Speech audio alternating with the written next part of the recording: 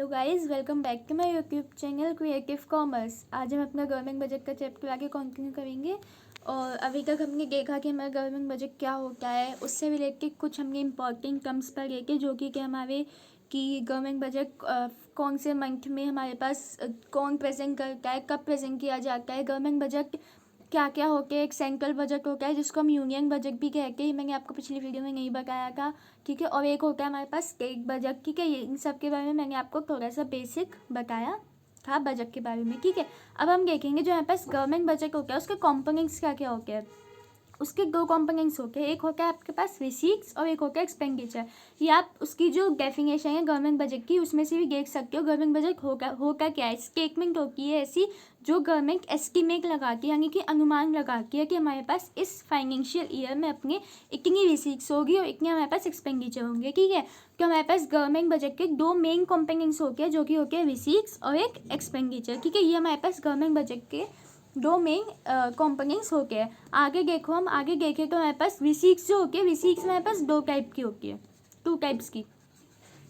और जो हमारे पास एक्सपेंडिचर होती है वो भी टू टाइप्स के होते हैं हमारे पास, यानी रिसीट्स भी दो टाइप की होती है हमारे पास, एक्सपेंडिचर भी दो टाइप की होती है, ठीक है। अब देखो ये दो टाइप कौन कौन से होते हैं ये हम ब्रीफ में पढ़ेंगे आगे जाके। देखो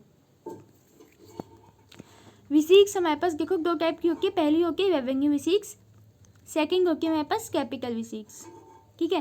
रेवेन्यू रिसीट्स जो होती है, रेवेन्यू रिसीट्स का मतलब होता है, रेवेन्यू का मतलब क्या होता है आपके पास, रेवेन्यू आपका जो डे टू डे खर्चा या फिर डे टू डे इनकम होती है, ठीक है, उससे रिलेटेड होता है। जो हमारे पास रेवेन्यू वर्ड होता है हमारे पास इकोनॉमिक्स अकाउंट्स इन सब में, ठीक है। रेवेन्यू रिसीट्स से आपका क्या मतलब हुआ, जो आपकी डे टू डे इनकम हुई। अब यहाँ पे आपके से मतलब है गवर्नमेंट की, ठीक है, जो गवर्नमेंट की डे टू डे इनकम हुई, ठीक है। कैपिटल का मतलब होता है जो एसेट्स और लायबिलिटीज से रिलेटेड हो, जो लॉन्ग टर्म के लिए होती है, जो एसेट्स और लायबिलिटीज से रिलेटेड हो, ठीक है। तो देखो जो हमारे पास रेवेन्यू रिसीट्स होती है हमारे पास डे टू डे इनकम होती है जो कि हमारी एसेट्स और लायबिलिटीज से रिलेटेड नहीं होती है, ठीक है। कैपिटल रिसीट्स होती है वो हमारे पास लॉन्ग टर्म के लिए होती है, हमारे पास एसेट्स और लायबिलिटीज से रिलेटेड होती है, ठीक है। अब देखो रिसीट्स आपकी कब आएगी, आप एसेट्स और लायबिलिटीज से लिंक करके देखो तो आपके पास पैसा कब आएगा, जब आपके पास एसेट्स है, आप अपने एसेट्स बेच दोगे तो आपके पास इनकम आएगी, आपके पास पैसा आएगा, ठीक है। एसेट्स बेच दोगे यानी कि आपके एसेट्स कम होंगे, ठीक है, तो आपके पास पैसा आएगा। लायबिलिटी से लिंक करके देखो तो आपके पास पैसा कैसे आएगा, जब आपके पास लायबिलिटी इंक्रीज होगी, यानी कि आप और किसी से उधार लोगे और किसी से लायबिलिटी लोगे तो आपके पास पैसा आएगा, ठीक है। आपके पास लायबिलिटी इंक्रीज होगी तो आपके पास पैसे आएंगे, ठीक है। यानी कि ये हो गया हमारे पास रिसीट्स का एसेट्स और लायबिलिटीज से रिलेटेड। अगर आपके पास एसेट्स कम हो रहा है यानी कि आप अपने एसेट्स बेच रहे हो तो आपके पास बेच के पैसा आएगा, एसेट्स खरीद के तो पैसा आएगा नहीं, कोई एसेट्स इंक्रीज होने का तो कोई मतलब ही नहीं है इनकम आने के टाइम पे, ठीक है। लायबिलिटी आप कम करोगे, लायबिलिटी को कम करोगे यानी कि आप किसी से आपने उधार लिया, आप उधार चुकाओगे तो आप पैसे दोगे, है ना, तो आपके पास पैसा आएगा। क्योंकि पैसा कब आएगा, जब आपकी लायबिलिटी इंक्रीज होगी, ठीक है। आप किसी से और ज़्यादा उधार लोगे तो आपके पास पैसा आएगा, ठीक है।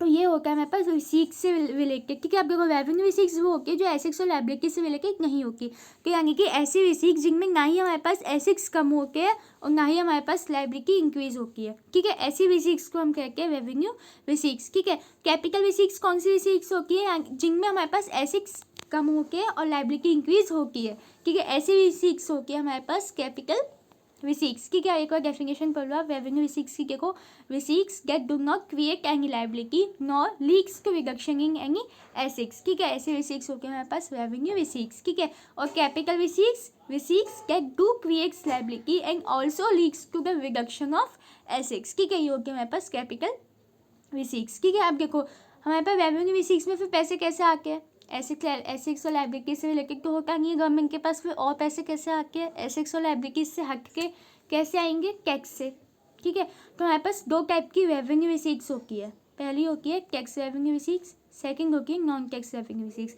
टैक्स रेवेन्यू रिसीट्स होती है हमारे पास वो रिसीट्स होती है जो हमारे पास टैक्स से पैसे आते हैं गवर्नमेंट के पास, गवर्नमेंट टैक्स लेता है, गवर्नमेंट टैक्स लेती है, ठीक है, सबसे लेती है, ठीक है। तो ये जो टैक्स हो गया, टैक्स से जो गवर्नमेंट के पास इनकम आती है उसको हम कहते हैं टैक्स रेवेन्यू रिसीट्स।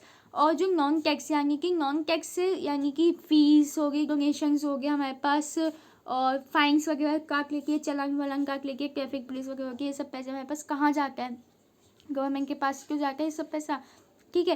तो ये जो हो गया हमारे पास नॉन टैक्स रेवेन्यू V6 में आ गया, ठीक है। तो ये हो गया हमारे पास V6 का पोर्शन कंप्लीट, ठीक है। हमने सबसे पहले देखा गवर्नमेंट के 2 कंपोनेंट्स होते हैं V6 और एक्सपेंडिचर। V6 के 2 पार्ट होते हैं, रेवेन्यू V6 और कैपिटल V6। रेवेन्यू V6 किससे रिलेटेड होती है, एसेट्स और लायबिलिटी से रिलेटेड नहीं होती है, ठीक है। और कैपिटल V6 एसेट्स और लायबिलिटी से रिलेटेड होती है। कैपिटल V6 में क्या होता है, हमारे पास एसेट्स कम होती है और लायबिलिटी इंक्रीज होती है।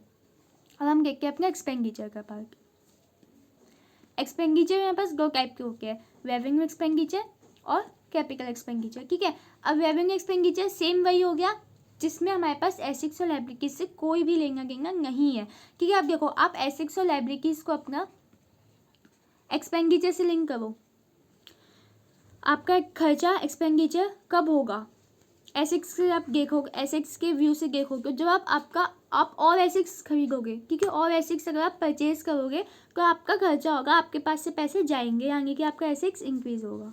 रटने की जरूरत नहीं है, मैं आपको ऐसा समझा रही हूँ, ठीक है। लायबिलिटी से आप लिंक करो, आप खर्चा कब होगा आपका लायबिलिटी से लेके, जब आप अपनी लायबिलिटी आपने किसी से ले रखी है, आप उसको चुका दोगे, उसको पैसे उसके वापस दे दोगे, तो आपकी लायबिलिटी कम हो जाएगी, लेकिन आपके पास से पैसा जाएगा, ठीक है। आप लेकिन आपकी लायबिलिटी कम हो जाएगी, ठीक है। एक्सपेंडिचर में क्या होता है, हमारे पास एसेट्स इंक्रीज होकर और लायबिलिटी कम होती है। तो रेवेन्यू एक्सपेंडिचर कौन से एक्सपेंडिचर हो गए, जिनमें ना ही एसेट्स इंक्रीज होकर और ना ही लायबिलिटी डिक्रीज होती है, ठीक है। और कैपिटल एक्सपेंडिचर कौन से टाइप के एक्सपेंडिचर हो गए, जिनमें एसेट्स इंक्रीज होकर और लायबिलिटी डिक्रीज होती है, ठीक है।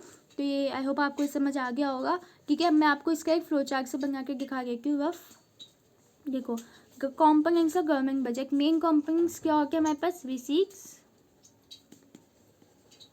और एक्सपेंडिचर। V6 और एक्सपेंडिचर हमारे पास मेन कॉम्पोनेंट्स होते हैं, ठीक है। V6 हमारे पास 2 टाइप की होती है और एक्सपेंडिचर भी हमारे पास 2 टाइप के होते हैं। V6 के 2 टाइप कौन से हो गए हमारे पास, V6 के 2 टाइप कौन से हो गए हमारे पास, एक हो गया हमारे पास रेवेन्यू V6 और एक हो गया हमारे पास कैपिटल V6, ठीक है। और एक्सपेंडिचर के 2 टाइप हमारे पास कौन से हो गए, रेवेन्यू एक्सपेंडिचर और हमारे पास कौन सा हो गया दूसरा, कैपिटल एक्सपेंडिचर। रेवेन्यू एक्सपेंडिचर और कैपिटल एक्सपेंडिचर, ठीक है। रेवेन्यू एक्सपेंडिचर मैंने आपको क्या बताया, ना ही आपकी एसेट्स रेवेन्यू का मतलब आपका मेन यही होता है कि आपका एसेट्स और लायबिलिटी से कोई भी रिलेशन नहीं है। तो आपका रेवेन्यू V6 और रेवेन्यू एक्सपेंडिचर में आपका एसेट्स और लायबिलिटी से कोई रिलेशन नहीं है, ठीक है। और कैपिटल का मतलब होता है लॉन्ग टर्म, यानी आपका एसेट्स और लायबिलिटी से रिलेशन है, ठीक है।